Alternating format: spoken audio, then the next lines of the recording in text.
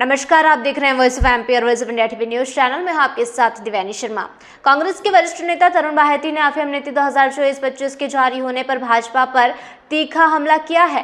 उन्होंने कहा है कि भाजपा की नीति झूठ बोलो जोर से बोलो पर आधारित है। बाहेती ने यह भी कहा है कि एक और जहां मीडिया में दिखाया जा रहा है कि किसानों की खुशहाली हो गई है, वहीं वास्तविकता इससे बिल्कुल अलग है। उन्होंने कहा कि सरकार की घोषणाएं किसानों की वास्तविक समस्याओं को नहीं सुलझा रही है। इस पर चर्चा करते हुए हमारे चीफ रिपोर्टर अब्दुल अली ईरानी ने उनसे अधिक जानकारी प्राप्त की। सुनिए उन्होंने क्या कुछ कहा। जी, ऐसा अफीम नीति जो आई है, इसे लेकर आपकी क्या राय है? देखिए, जो भाजपा की नीति है, झूठ बोलो जोर से बोलो, वही कहावत दोहरा दी गई है।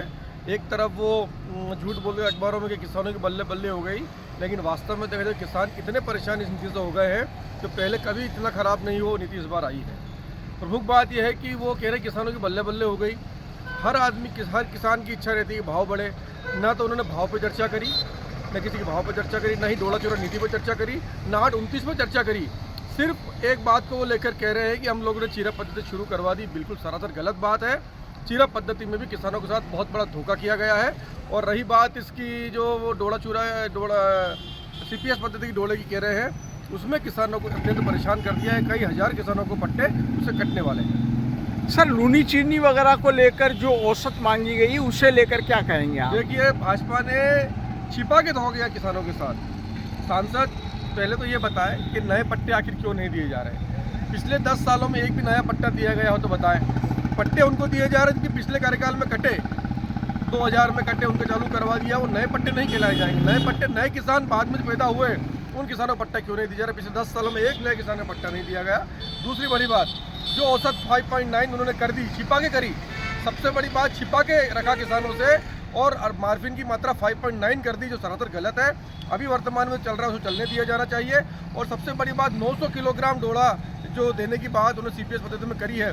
जब सरकार मांगी 700 किलोग्राम रही है तो किसान 900 किलोग्राम कैसे देगा? सरकार के मापदंड है 700 किलोग्राम डोला उनको दिया जाए CPS में, लेकिन सरकार अब कह रही है कि 900 किलोग्राम देंगे, उनको हम चीरा पद्धति में देंगे। कुछ किसानों को फायदा होने वाला नहीं है।